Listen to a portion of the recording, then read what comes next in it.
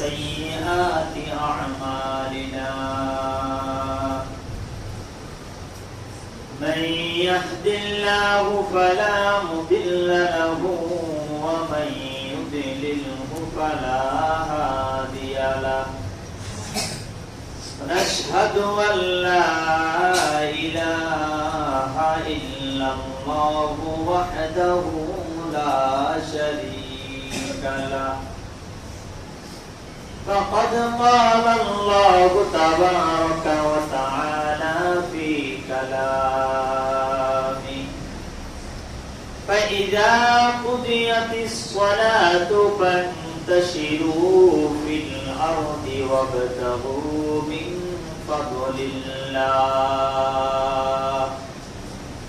واذكروا الله كثيرا لعلكم تفلحون. وقال نبي الله صلى الله عليه وسلم لكل شيء سقالة وسقالة القلوب ذكر الله أو كما قال النبي عليه الصلاة والسلام. تکبیر میں کلموں میں نمازوں میں اذان میں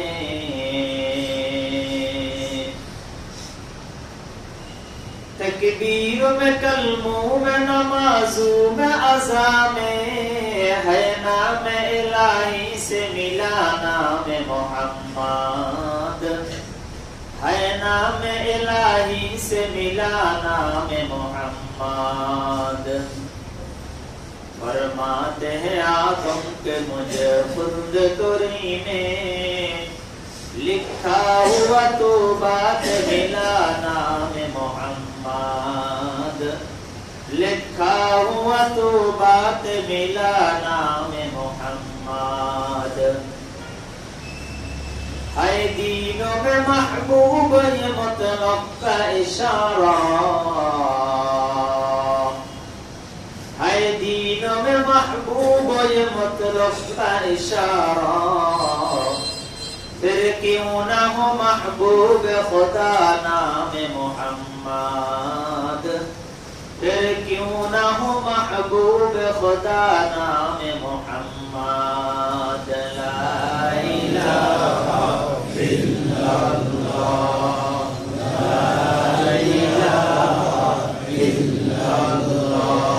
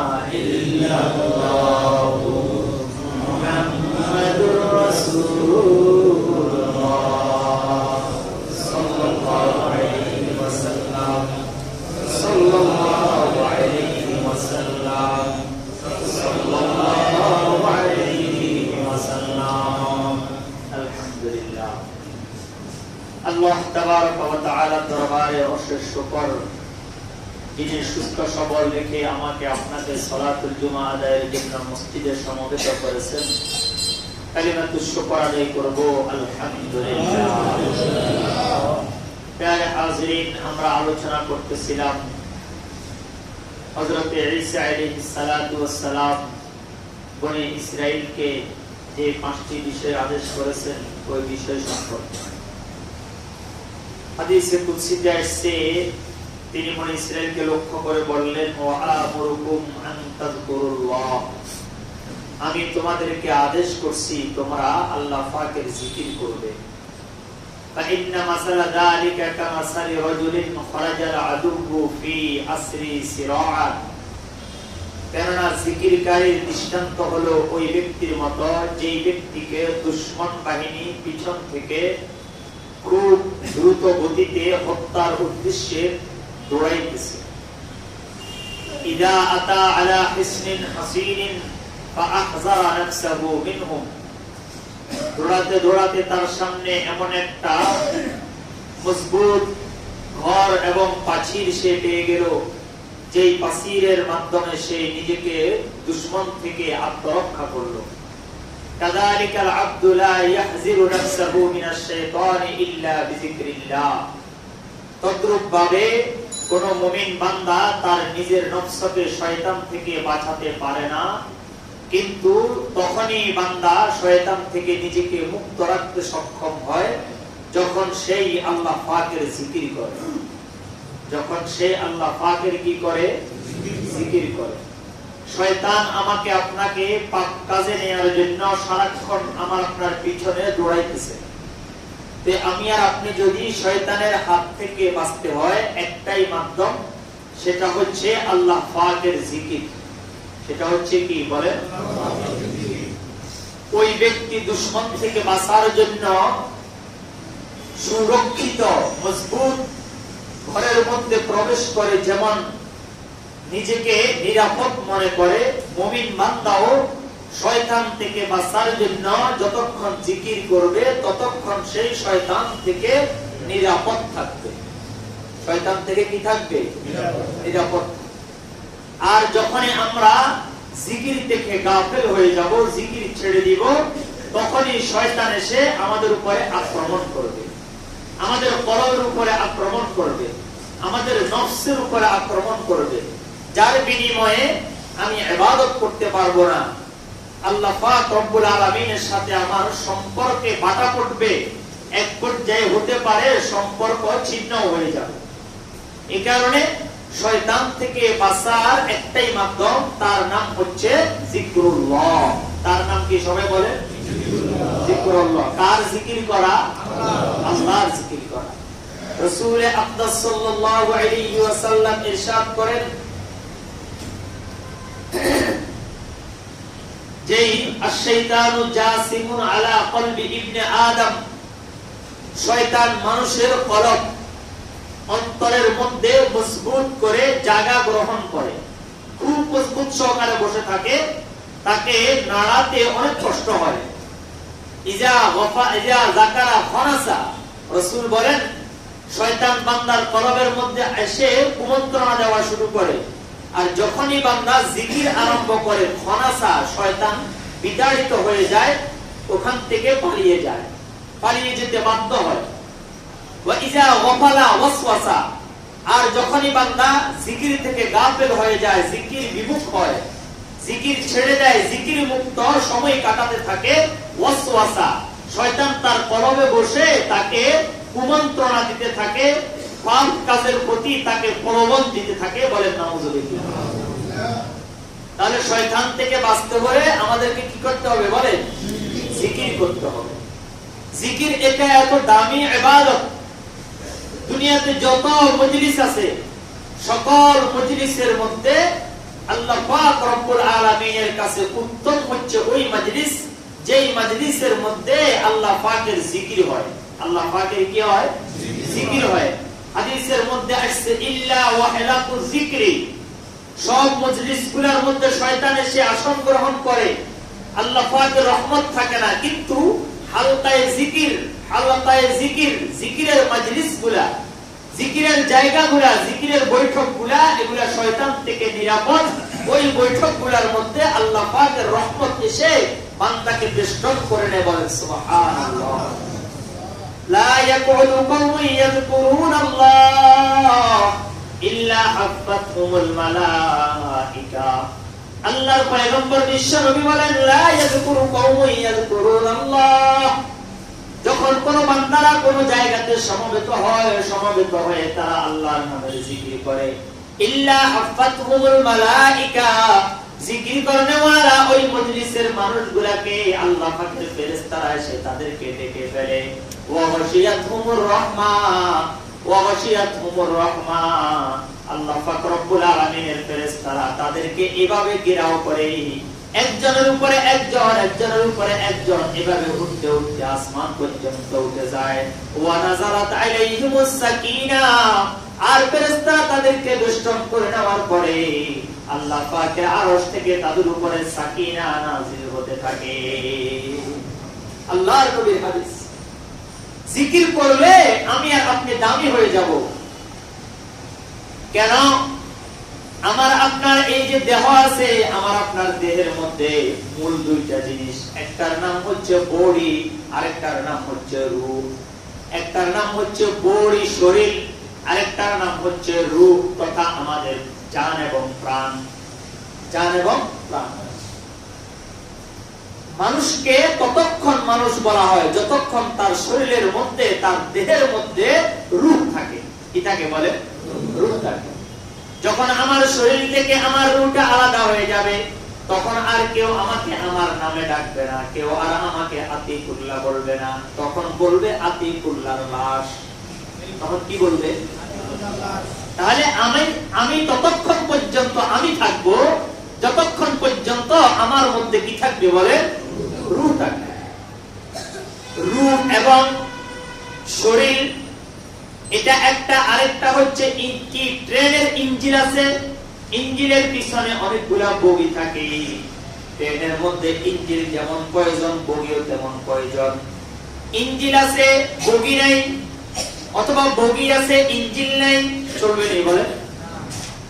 শুধু ইঞ্জিন আছে, কত হাজার মানুষ ঢাকাতে যেতে পারবে বলে? শুধু ইঞ্জিন আছে, কোনো বগি নেই, কি বলেন? ফেরি থেকে কেউ ঢাকা যেতে পারবে? পারবে না। আচ্ছা, শুধু বগি আছে ইঞ্জিন নেই, যেতে পারবে? পারবে না। যে আমার আপনার দেহ এবং আমার আপনার রূহ, এটা হচ্ছে ওই গাড়ির মতো, একটা হচ্ছে বডি আর একটা হচ্ছে ইঞ্জিন। ইঞ্জিন যতক্ষণ আছে ততক্ষণ আমার বডি চলবে, যখন ইঞ্জিন চলে যাবে আমার বডিটা কি হয়ে যাবে বলেন? বেকার হয়ে যাবে, এটা মূল্যহীন, দামহীন হয়ে যাবে। আমার আপনার দেহ এবং রূহ, দেহকে আল্লাহ পাক রব্বুল আলামিন সৃষ্টি করেছেন চারটা জিনিস দ্বারা। বলেন কয় জিনিস দ্বারা? চারটা জিনিস দ্বারা। আগুন, পানি, মাটি, বাতাস, এই চার জিনিসের দ্বারা আমার আপনার দেহের সৃষ্টি। এই কারণে আমার আপনার দেহের খাদ্য আলাদা, আমার আপনার দেহের চিকিৎসাও আলাদা। আর এবার রূহের দিকে তাকান। আমার আপনার মধ্যে যে রূহ আছে, রূহটা কি? আল্লাহ পাক রব্বুল আলামিন আমার পয়গম্বরকে বলে, ও নবী, আপনি আমার কাছে জানতে চান রূহ কি জিনিস? ইয়াসআলুনাকা আনির রূহ। কোরআনে কারীমের মধ্যে আল্লাহ পাক রব্বুল আলামিন বলেন, দুনিয়ার মানুষ আপনার কাছে জানতে চাইবে রূহ কি জিনিস। ইয়াসআলুনাকা আনির রূহ, তারা আপনার কাছে প্রশ্ন করবে, রাসূল রূহ কি জিনিস? আল্লাহ পাক নবীকে শিখাই দিলেন, কুলির রূহু মিন আমরি রাব্বি। নবী, আপনি বলে দিন রূহ এটা কোনো জিনিস নয়, এটা কোনো বস্তু নয়, এটা কোনো টাকা দিয়ে কেনা যায় না, এটা কোনো টাকা দিয়ে মার্কেট থেকে ক্রয় করা সম্ভব না, এটা কেউ সৃষ্টিও করতে পারে না, এটা দেখাও যায় না। কি বলেন? দেখা যায় না। রূহটা শরীরে কখন প্রবেশ করে কখন বের হয় কেউ দেখে না। কি বলেন? দেখে? মায়ের পেটে আমি আর আপনি যখন ছিলাম, প্রথমে ছিলাম রক্ত, তারপরে হইলাম মাংসপিণ্ড, তারপরে আমার আপনার দেহ হলো, একের পরে এক ক্রমান্বয়ে আমার শরীর তৈরি হলো। ওই শরীরের মধ্যে পন্ডির রূহ প্রবেশ করছে, দুনিয়ার কোন ডাক্তার বলতে পারবে না। পারবে? ডাক্তারের সামনে রোগী বসা, ডাক্তারের সামনে রোগী বসা ভালো, হঠাৎ করে দেখে নাই, ডাক্তারও বলতে পারবে না রূহ কখন চলে গেছে, এটা ডাক্তারেরও ধরার কোনো ক্যাপাসিটি কি বলেন আছে? রূহ এটা এমন একটা জিনিস, এটা কোনো বস্তু নয়, এটা কোনো জন্তু নয়, এটা কোনো জীব নয়, এটা কোনো প্রাণী নয়, এটা দেখা যায় না। এটা কি? রাসূল বলেন, কুলির রূহু মিন আমরি রাব্বি। আল্লাহর পয়গম্বর আল্লাহ পাকের পক্ষ থেকে জেনে আমাকে আপনাকে জানিয়ে দিলেন, কুলির রূহু মিন আমরি রাব্বি। রূহ হলো আল্লাহ পাক রব্বুল আলামিনের হুকুম। সুবহানাল্লাহ। রূহ কার হুকুম বলেন? আল্লাহর হুকুম। যতক্ষণ আল্লাহর হুকুম থাকবে ততক্ষণ শরীরের মধ্যে রূহ থাকবে, যখন আল্লাহর হুকুম শেষ হয়ে যাবে, রূহ আমার শরীর থেকে বিদায় নিয়ে যাবে। এ কারণে রূহ কোনো কি নয় বলে, বস্তু নয়। রূহ কোনো যন্ত্র নয়, রূহ কোনো জিনিস নয়, এটা দেখা যায় না। এটা কখন আসে? আল্লাহ পাক বলেন ফানাফাখনা ফীহি মিন রূহিনা ওয়া সাদ্দাকাত বিকালিমাতি রাব্বিহা ওয়া কুতুবিহি। আল্লাহ বলেন আমি মানুষকে তৈরি করলাম, হযরত আদম আলাইহিস সালাতু ওয়াস সালামকে ফেরেশতারা তৈরি করলেন। ফেরেশতারা তৈরি করে হযরত আদমের বডিটাকে হাজির করলেন। আল্লাহ পাক রব্বুল আলামিন ফেরেশতারা আল্লাহ পাকের হুকুমে বডি তৈরি করছে। ওই বডির মধ্যে কোনো নড়াচড়া নাই, কোনো কিনায় শ্বাস নিঃশ্বাস নাই, কোনো প্রকারের কিনায় হরকত নাই, কোনো প্রকারের কোনো শক্তি নাই। এরপরে আল্লাহ বলেন ফানাফাখনা ফীহি মির রূহিনা, আমি রূহ দিয়ে রূহটাকে তার দেহের মধ্যে প্রবেশ করিয়ে দিলাম। সাথে সাথে তার জবান নড়াচড়া শুরু করলো। হযরত আদমের জবান থেকে বের হয়ে এলো আলহামদুলিল্লাহ। আল্লাহ পাক রব্বুল আলামিন বলেন আমি আদমের দেহে রূহটাকে ফু দিয়ে ঢুকিয়ে দিয়েছি। আবার যখন আমার হুকুম হয়েছে আবার আমি নিয়ে এসেছি। আমার আপনার দেহেও মায়ের পেটে আল্লাহ পাক আমাদেরকে রূহ দিয়েছেন। আবার রূহটাকে নিয়ে যাবেন কে? আল্লাহ নিয়ে যাবেন। তাহলে রূহটা হলো আল্লাহ পাকের আদেশ। রূহটা কিসের সৃষ্টি? বলেন রূহ হচ্ছে আল্লাহর সৃষ্টি। আসছে কোথা থেকে? আসমান থেকে।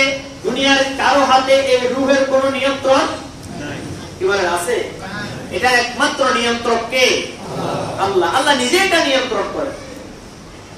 তাহলে আমার আপনার দেহ সৃষ্টি হয়েছে চার জিনিস দ্বারা, তোর মধ্যে বেশিরভাগ হচ্ছে মাটি।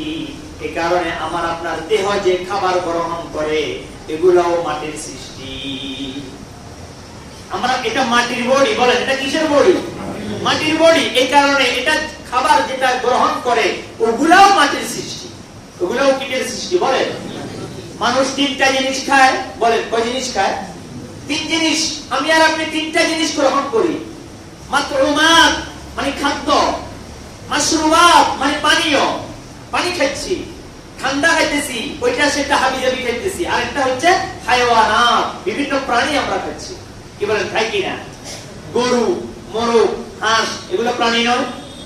এরপরে আপনার কি আম, জাম, কাঁঠাল, নারকেল, বেদানা এগুলো হচ্ছে কি সৃষ্টি আল্লাহ পাকের মাতরুমাত। এগুলো আল্লাহ পাকের পক্ষ থেকে দেয়া আমার আপনার জন্য খাদ্য। আরেকটা আমরা খাই সেটা হচ্ছে মাশরুবাত, পানীয়। বিভিন্ন জিনিস আমরা পান করি। এই তিনটা জিনিস মানুষ খায়। কারণ আবার এই তিনটা জিনিসের মূল হচ্ছে মাটি। দেখেন পানি কিসের থেকে উঠে? বুঝে নাই পানি কিসের থেকে উঠে? মাটি থেকে। আচ্ছা আমরা তো গরু ছাগল খাচ্ছি, গরু ছাগল খায় কি খায়? মাটি থেকে উৎপাদিত জিনিস খায়। তাহলে সবকিছুর পিছনে হচ্ছে মাটি। বলেন সবকিছুর পিছনে কি? মাটি। আমি গরু খাচ্ছি, গরুয়ে ঘাস খায়, ঘাস কোথা থেকে তৈরি হয়? মাটি থেকে। তাহলে মানুষ যেহেতু মাটির বডি, এই কারণে মানুষের খাদ্যও তৈরি হয় মাটি থেকে। এখন আসেন রূহটা সৃষ্টি করেছেন কে? তো রূহের খাদ্য কি হবে? রূহের খাদ্য কি হবে? এটা আল্লাহ নিজেই কোরআনে বলে দিয়েছেন। আল্লাহ পাক রব্বুল আলামিন বলেন وَكَذَلِكَ أَوْحَيْنَا إِلَيْكَ رُوحًا مِّنْ أَمْرِنَا مَا كُنتَ تَدْرِي مَا الْكِتَابُ وَلَا الْإِيمَانُ। আল্লাহ পাক রব্বুল আলামিন বললেন আমি যেভাবে আপনার দেহের মধ্যে রূহ দিয়ে দিলাম, এই রূহটা আমার আসমান থেকে আসছে, দুনিয়ার কেউ দেয় নাই। আর এই রূহের খাদ্য এই দুনিয়ার কোনো কিছু দিয়ে হবে না। এই রূহের খাদ্য আমি আল্লাহ দিয়ে দিলাম। কি দিলাম? ওয়াকাযালিকা আওহাইনা ইলাইকা রূহাম মিন আমরিনা। আমি এই রূহের খাদ্যের জন্য আরেকটা রূহ দিলাম। ওই রূহটার নাম হচ্ছে আল কোরআন। সুবহানাল্লাহ। রূহটা কার সৃষ্টি? রূহের খাদ্য দিয়েছেন কে? সেটা কি? কোরআন। কোরআন বলতেছে এটা হচ্ছে ওয়াকাযালিকা আওহাইনা ইলাইকা রূহাম মিন আমরিনা। আমি আমার হুকুমে আপনার উপরে অবতীর্ণ করেছি রূহ। গারে হারাতে আমার নবীর উপরে কোরআন নাযিলকে আল্লাহ পাক রূহ বলেছেন। কোরআনের অপর নাম হচ্ছে রূহ, অর্থাৎ রূহের খাদ্য হচ্ছে কোরআন। রূহের খাদ্য হচ্ছে কোরআন অনুযায়ী যখন সে তার জীবনকে পরিচালনা করবে, কোরআনের লফজগুলা শব্দগুলা যখন সে মুখ দিয়ে উচ্চারণ করবে, পুরা কোরআন যখন সে তেলাওয়াত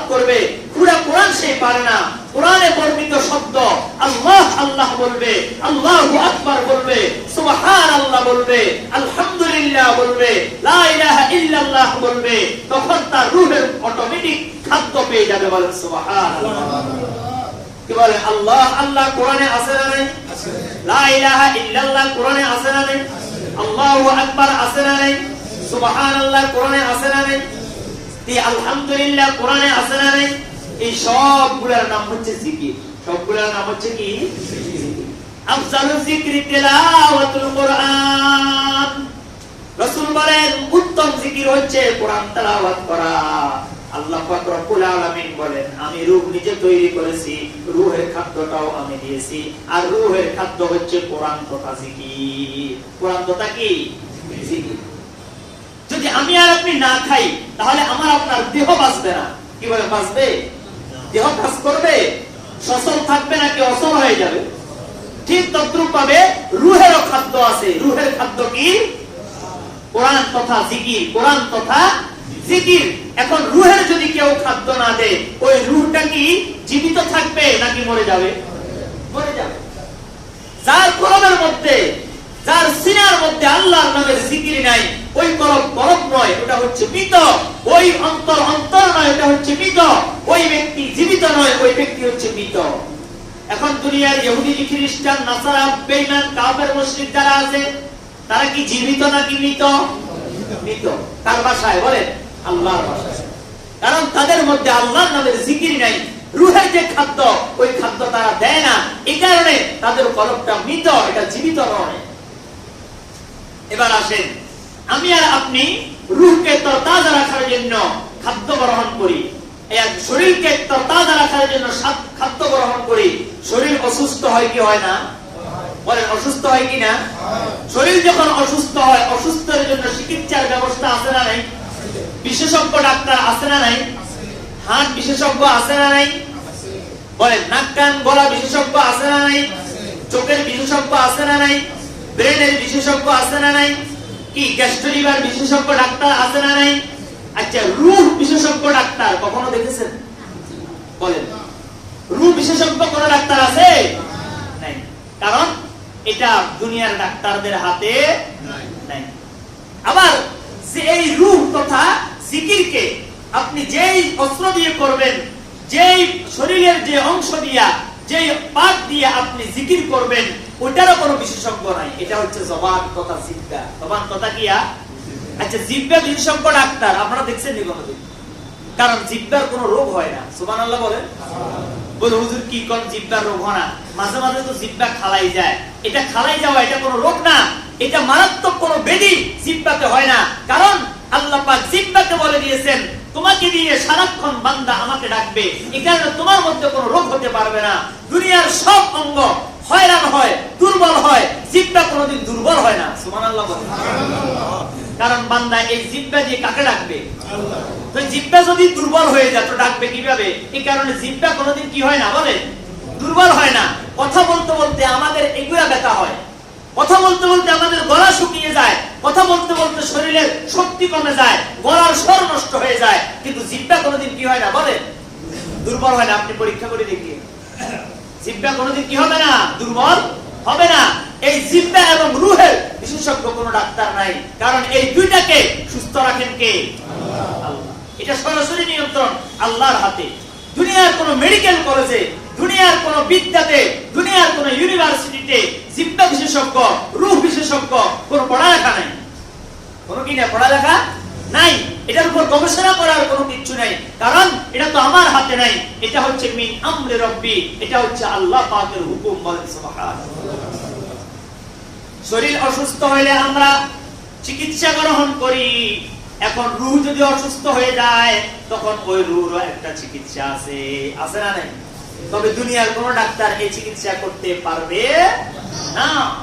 আলা লিকুল্লি শাইইন সিকালা ওয়া সিকালাতুল কুলুবি যিকরুল্লাহ। দুনিয়ার প্রত্যেক জিনিসের মধ্যে জং পড়ার পরে এটাকে পরিষ্কার করার জন্য রেত আছে, যন্ত্র আছে। আর বান্দার কলব যখন অসুস্থ হয়ে যাবে, এটার চিকিৎসা হচ্ছে যিকরুল্লাহ, আল্লাহ পাকের জিকির। সুবহানাল্লাহ। তাহলে জিকিরের মাধ্যমে আমাদের ঈমানকে তাজা রাখতে হবে। জিকিরের মাধ্যমে ঈমানকে কি রাখতে হবে? তাজা রাখতে হবে। কারণ ঈমান কি, রূহ যদি অসুস্থ হয়ে যায়, এটা অসুস্থ হবে জিকির না করার কারণে।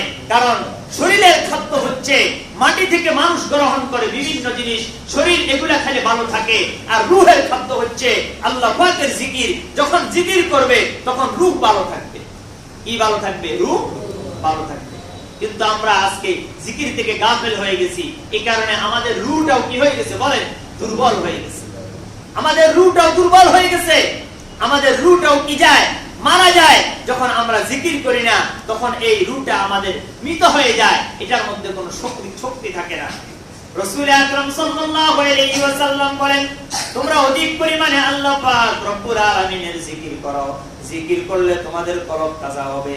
জিকির করলে আল্লাহ পাকের রহমত তোমরা পাবে। আল্লাহ পাক রব্বুল আলামিন বলেন, ফাইযা কুজিয়াতিস সালাহ, যখন তোমরা নামাজ আদায় করবে, ফান্তাশিরু ফিল আরদি, তোমরা এবার জমিনের মধ্যে ছড়িয়ে পড়ো। ওয়াবতাগু মিন ফাজলিল্লাহ, এবং আল্লাহ পাকের দেয়া রহমত এবং নেয়ামত তোমরা তালাশ করো। ওয়াজকুরুল্লাহ কাসীরা, শুধু দুনিয়া তালাশ করতে গিয়া শুধু দুনিয়া দুনিয়া করিও না। তোমার কাজের ফাঁকে ফাঁকে তুমি অধিক পরিমাণে আল্লাহকে ডাকো। ওয়াবতাগু মিন ফাজলিল্লাহ, তুমি রিজিকের তালাশ করো। এরপরে আল্লাহ বলেন ওয়াজকুরুল্লাহ কাসীরা, আর ওই কাজের ফাঁকে ফাঁকে তুমি আল্লাহর জিকির করো। সুবহানাল্লাহ বলেন। আমি কাজ করতেছি, আমার জবানে জিকির করবে। আমি গাড়ি চালাইতেছি, জবানে জিকির করবে। আমি হাতে কাজ করতেছি, আমার মুখ জিহ্বা জিকির করবে।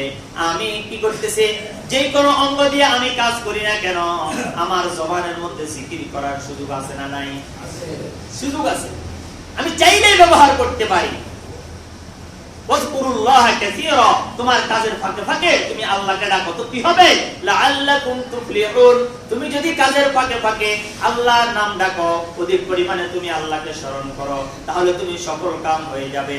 দুনিয়াও সফল হবে, আখিরাতও সফল হবে। বলেন সুবহানাল্লাহ। দুনিয়াতে আমরা চলার জন্য বিভিন্ন কর্ম করি। দুনিয়া চলার জন্য আমাদের কর্ম দরকার আছে না নাই? আচ্ছা, যে ব্যক্তি কোনো কাজ করে না ওই ব্যক্তিকে বলা হয় বেকার। ওই ব্যক্তিকে বলা হয় কি? বেকার। দুনিয়ার জন্য কর্মের প্রয়োজন, আর আখিরাতের জন্য ধর্মের প্রয়োজন। আখিরাতে কিসের দরকার বলেন? ধর্ম। দুনিয়ার জন্য কর্ম, বলেন দুনিয়ার জন্য কর্ম, আর আখিরাতের জন্য ধর্ম। এখন যারা শুধু কর্ম নিয়ে আছে তারাও ভুলের মধ্যে আছে, যারা শুধু ধর্ম করবে তারাও ভুলের মধ্যে আছে। কারণ তোমার কর্ম প্রয়োজন, ধর্ম প্রয়োজন, তাহলে তোমার দুনিয়াতেও শান্তি, আখিরাতেও শান্তি। বলেন সুবহানাল্লাহ। এই কারণে কর্মহীন ধর্ম শিক্ষা, ধর্মহীন কর্ম শিক্ষা, খেয়াল করে বুঝিয়ে, কর্মহীন ধর্ম শিক্ষা, যে শিক্ষার মধ্যে শুধু আখিরাতের কথা আছে, দুনিয়ার কথা নাই। নামাজ পড়তেছি, নামাজ পড়ে গিয়ে বাড়ি থেকে কি খাবো এমন শিক্ষা নাই, এটা জাতির জন্য বিপজ্জনক। আর যে শিক্ষা ধর্মহীন কর্ম শিক্ষা, যে শিক্ষার মধ্যে শুধু কর্ম আছে, শুধু ডাক্তার হবে, শুধু আইনজীবী হবে, শুধু উকিল হবে, শুধু ব্যারিস্টার হবে, শুধু অফিসার হবে, কিন্তু আখিরাতের কোনো কিছু নাই, এটাও জাতির জন্য বিপজ্জনক। ঠিক না বেটি? ধর্মহীন কর্ম শিক্ষা, কর্মহীন ধর্ম শিক্ষা, দুইটাই জাতির জন্য বিপদ। আলহামদুলিল্লাহ, আমরা কওমি মাদ্রাসাতে পড়েছি, আমরা বুকে হাত দিয়ে বলতে পারি আমরা কর্মও শিখেছি, ধর্মও শিখেছি। কিন্তু যারা কলেজ ইউনিভার্সিটিতে পড়ছেন, এটা আপনাদের দোষ নয়, এটা রাষ্ট্রের দোষ।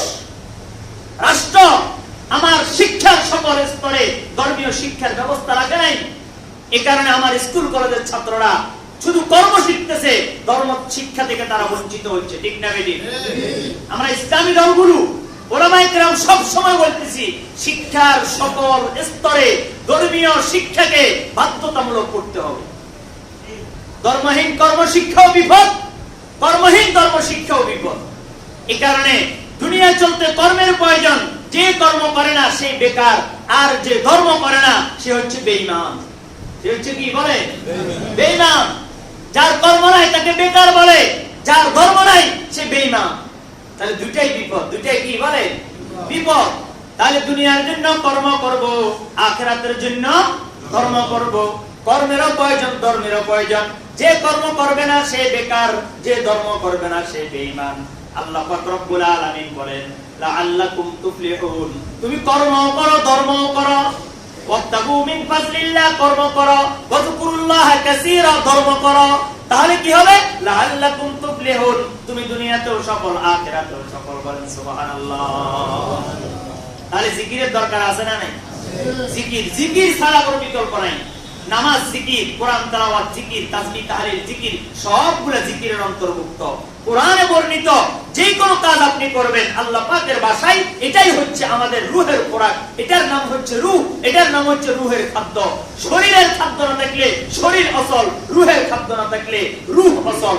আল্লাহ পাক আমাদের শরীর এবং রূহ দুইটাকে সুস্থ রাখার জন্য আল্লাহ পাক আমাদেরকে কর্ম ও ধর্ম দুইটাই করার তৌফিক দান করেন। বলেন আমিন। ওয়া মা তাওফীকি ইল্লা বিল্লাহ। যারা কবুলের জন্য পড়ে